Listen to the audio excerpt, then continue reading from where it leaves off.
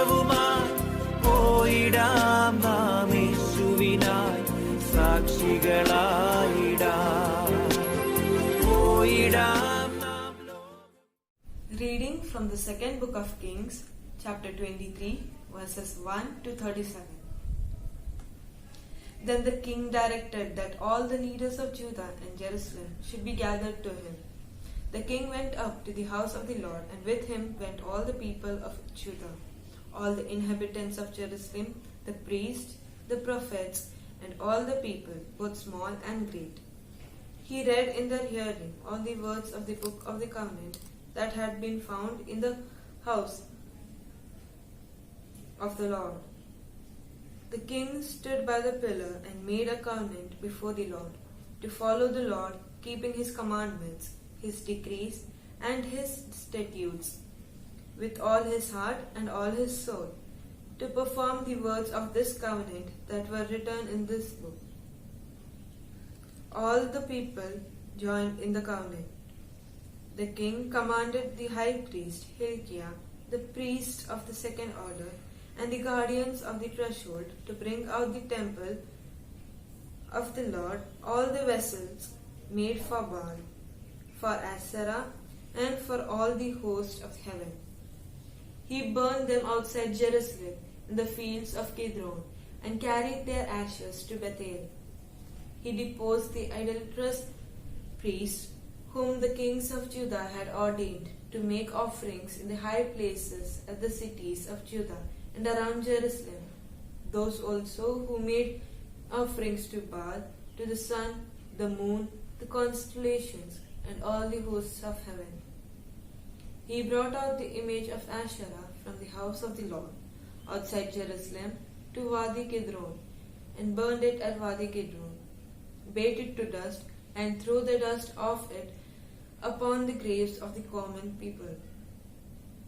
He broke down the houses of the male temple prostitutes that were in the house of the Lord, where the women did the weaving for Asherah. He brought all the priests out of the town of Judah and defiled the high places where the priests had made the offerings, from Geba to Beersheba. He broke down the high places of the gates that were at the entrance of the gate of Joshua, the governor of the city, which were on the left at the gate of the city.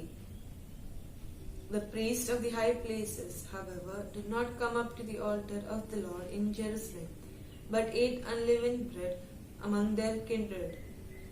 He defiled Topheth, which is in the valley of Ben Hinnom, so that no one would make a son or a daughter pass through a fire as an offering to Molech. He removed the horses that the kings of Judah had dedicated to the sun at the entrance to the house of the Lord, but by the chamber of the eunuch Nathan-melech, which was in the presence. Then he burned the chariots of the sun with fire. The altars on the roof of the chamber of Ahaz, which the kings of Judah had made, and the altars that Manasseh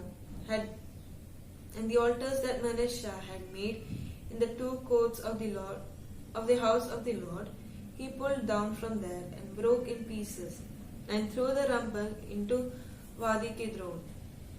The king defiled the high places that were east of Jerusalem, to the south of the Mount of Destruction, which King Solomon of Israel had built for Ashtoreth, the abomination of the Sidonians, for Chemosh, the abomination of Moab, and for Milcom, the abomination of Ammonites.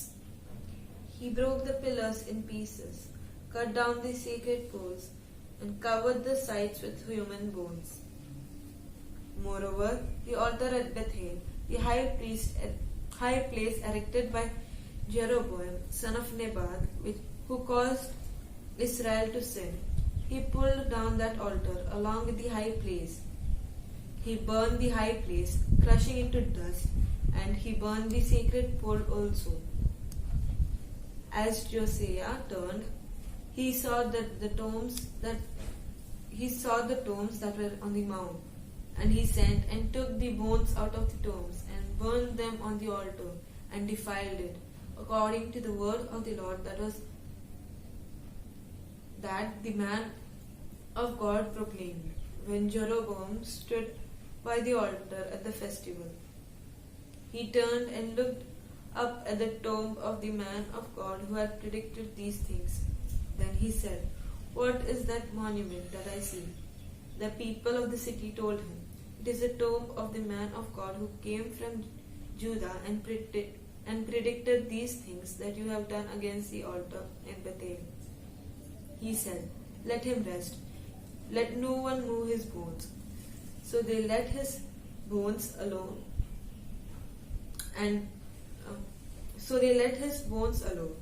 with the bones of the prophet who had come out of Samaria. Moreover, Josiah removed all the shrines of the high places that were in the towns of Samaria, which kings of Israel had made, provoking the Lord to anger. He did to them just as he had done at Bethel. He slaughtered on the altars all the priests of the high places who were there and burned human bones on them. Then he returned to Jerusalem.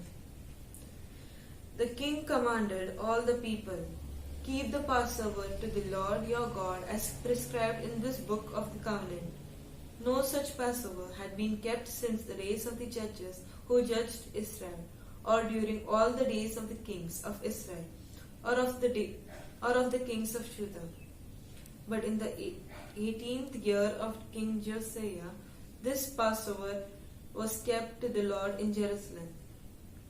Moreover, Josiah put away the mediums, wizards, teraphim, idols, and all the abominations that were seen in the land of Judah and in Jerusalem, so that he established the words of the law that were written in the book that the priest Hilkiah had found in the house of the Lord. Before him there were no king like him, who turned to the Lord with all his heart, with all his soul, and with all his might, according to all the law of Moses, nor did any like him arise after him.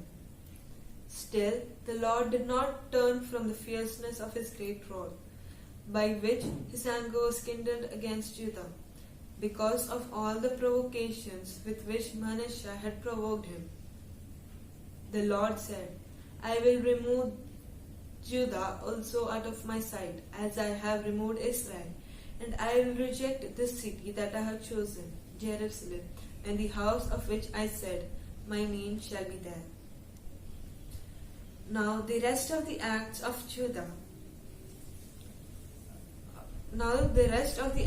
Josiah and all that he did, are they not written in the books of annals of kings of Judah? In his days, Pharaoh Necho, king of Egypt, went up to the king of Assyria to the river Euphrates.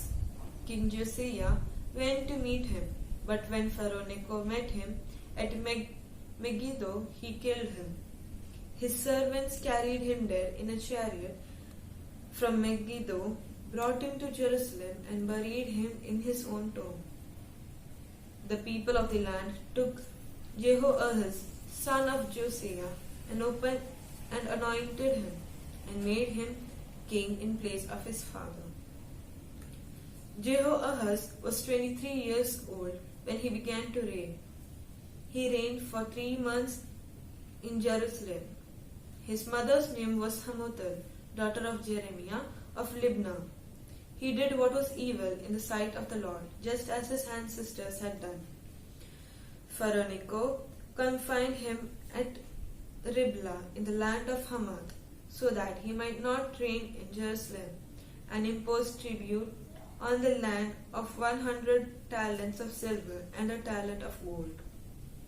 Pharaoh Necho made Eliakim, son of Josiah, king in place of his father Josiah, and changed his name to Jehoiakim. But he took Jehoahaz away. He came to Egypt and died there. Jehoiakim gave the silver and the gold to Pharaoh, but he taxed the land in order to meet Pharaoh's demand for money. He exacted the silver and the gold from the people of the land, from all according to their assessment, to give it to the Pharaoh Necho. Jehoiakim was 25 years old when he began to reign. He reigned 11 years in Jerusalem. His mother's name was Zebidah, daughter of Pedaiah of Rumah. He did what was evil in the sight of the Lord, just as all his ancestors had done. The word of the Lord. പോയിടാം നാം ലോകം